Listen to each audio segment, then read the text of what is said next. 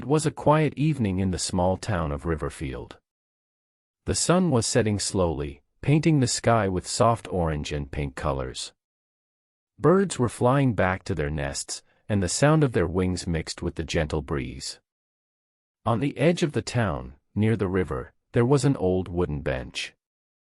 People often came there to sit, relax, or talk with friends. But today, the bench was empty. Emma walked toward it with slow steps. She was only 17, but her face looked tired. Her dark hair fell over her shoulders, and her eyes looked heavy, as if she had been crying. She held a small notebook in her hand. She sat down on the bench, opened the notebook, and touched the first page. Her fingers moved slowly over the words, almost like she wanted to feel them. They were written by her best friend, Daniel. Daniel had been Emma's closest friend since childhood. They grew up on the same street, went to the same school, and shared countless secrets. He always made her laugh when she felt sad, and he always believed in her, even when she didn't believe in herself. But 2 weeks ago, everything changed. Daniel's family had to move to another city, very far away. It happened so suddenly that Emma did not even have enough time to say goodbye properly. She closed her eyes for a moment and remembered the last evening they spent together. They were sitting on the same bench, talking about dreams and the future. Daniel told her that no matter where life took them, true friendship would never break. Emma opened her notebook again. On the first page, Daniel had written a simple message: "Never forget, Emma. This bench is ours. Whenever you feel alone, come here. I'll be here in spirit." Her lips trembled as she read the words aloud.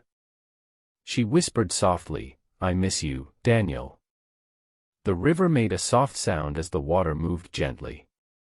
The trees around her danced with the wind. For a moment, Emma felt as if Daniel was really sitting beside her, smiling the way he always did. Tears rolled down her cheeks, but she smiled too. Because even though her friend was far away, his words, his laughter, and his memory were still with her. That night, Emma made a silent promise to herself. She would come to the bench often, write her thoughts in the notebook, and keep their friendship alive, no matter the distance. The sky grew darker, and the first star appeared above her head. Emma looked at it and whispered again, "I miss you, but I'll be strong. For both of us." She closed the notebook, held it close to her heart, and stayed on the bench until the moonlight covered the quiet town. The next morning, Emma woke up early. The world outside her window was bright and full of life.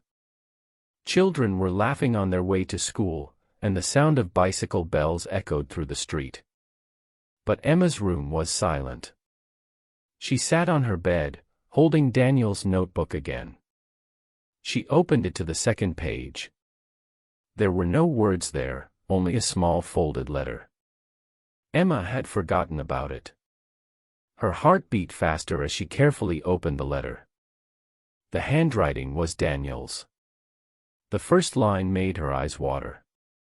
"Dear Emma, if you're reading this, I'm probably far away already. I didn't want to make you sad, but I wanted you to know something. You are stronger than you think." Emma pressed the paper against her chest. She could almost hear Daniel's voice speaking to her. The letter continued. "Whenever life feels heavy, go to the bench. Write your dreams there. I'll read them in my heart, wherever I am. Promise me you won't stop smiling. Promise me you won't give up." Her lips trembled. "How can I smile when you're gone?" she whispered. But suddenly, the wind blew through her open window. It lifted the letter gently, almost like invisible hands were holding it. The paper danced in the air before falling onto her desk. Emma froze. For a second, she felt like Daniel had answered her. She stood up, closed the window, and picked up the letter again. "Okay, Daniel," she said softly, "I'll try. Later that day, Emma walked to school. Everything looked the same, the classrooms, the hallways, the playground.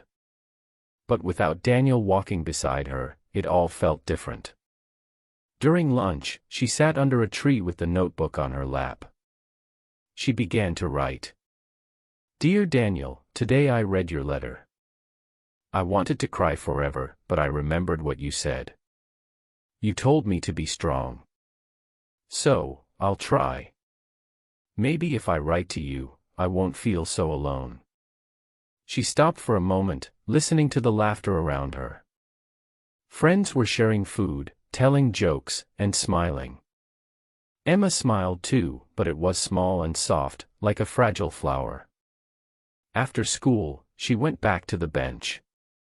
The sun was setting again, painting the river with golden light. She opened the notebook, read Daniel's words once more, and whispered into the wind, I promise. The breeze touched her face, gentle and warm. Emma closed her eyes. For the first time in many days, she felt a little bit of peace. And somewhere in her heart, she believed Daniel felt it too. A week passed since Emma found Daniel's letter. Every day, after school, she went to the old wooden bench. Sometimes she wrote in the notebook. Sometimes she just sat quietly, listening to the sound of the river. One evening, as the sky turned dark and the first stars appeared, Emma stayed longer than usual. She didn't want to go home. The house felt too empty. Her parents were busy with work, and her little brother played video games all the time. No one really noticed how quiet she had become. She hugged the notebook close to her chest and whispered, Daniel, can you hear me? The wind blew gently, shaking the leaves of the trees. Emma closed her eyes. For a moment, she imagined Daniel's voice answering her. Of course, I can hear you, Emma. You're not alone. Her heart skipped a beat. She opened her eyes quickly, but there was no one there. Only the river, the trees, and the silence of the night. Still, she smiled. Maybe it was only her imagination, but it gave her comfort. Emma opened the notebook and began to write. Dear Daniel, today I stayed at the bench until dark. I felt like you were here. Maybe it was only in my head, but it made me strong. I want to believe that real friendship never dies. I hope you're happy in your new city. Do you think of me too? Her handwriting shook a little as she wrote the last line. She closed the notebook and placed it beside her on the bench. Suddenly, she heard footsteps behind her. Emma turned quickly. It was Mrs. Green, the old woman who lived near the river. She was carrying a small basket of flowers. Emma, Mrs. Green said gently, you're here again. Emma nodded. Yes. I just like this place. The old woman smiled kindly. I used to come here when I was your age. I sat on this very bench when I missed someone I loved. You know, Emma, when we miss people, it means our hearts are alive. Don't be afraid of the sadness, it only shows how deep your love is. Emma listened quietly. Her eyes grew warm with tears. I just don't want to forget him, she whispered.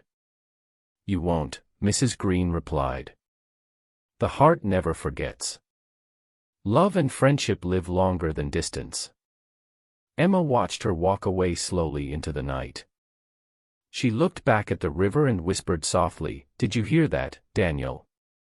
Even she believes our friendship will last.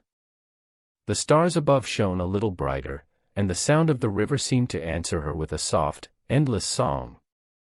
Weeks passed, and Emma slowly grew stronger. She still missed Daniel every single day, but the sadness no longer felt as heavy as before. Each time she went to the bench, she brought the notebook with her, and every time she opened it, she felt closer to him. One bright Saturday morning, Emma decided to do something new. She carried a small envelope and placed it gently inside the notebook. Inside the envelope was a letter she had written for Daniel, but this time, it was different. Dear Daniel, today I am not writing about sadness. Today I want to tell you something happy. I joined the art club at school. I even painted the river, the sky, and our bench. When I painted it, I felt like you were sitting next to me again, smiling. I am learning to find joy again, just like you wanted. Thank you for giving me courage. Love, Emma. She smiled as she placed the envelope inside. It was her way of sending him her happiness, not just her pain. Later that evening, as the sun touched the water with golden light, Emma sat quietly on the bench.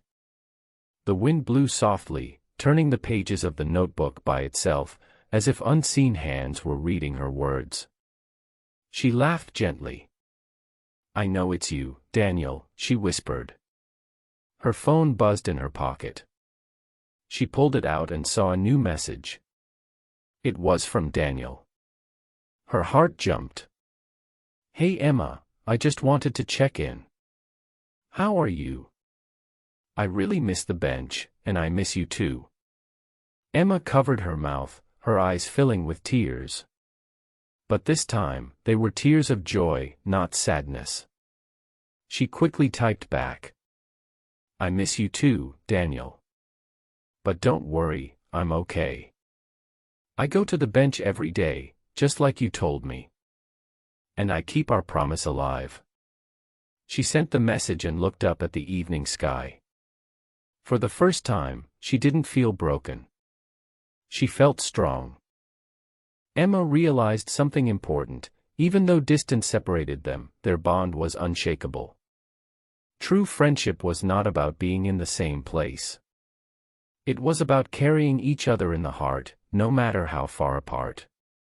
She held the notebook close, stood up from the bench, and whispered, "This is not the end. It's only a new beginning."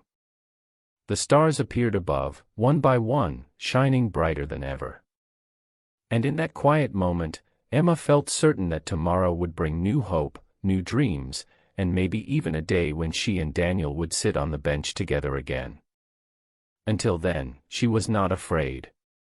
Because she carried him in every heartbeat, and she knew he carried her too. Thank you for listening. We hope you enjoyed this emotional English story. If you liked it, don't forget to like, comment, and subscribe for more simple English stories to improve your listening skills. See you in the next video.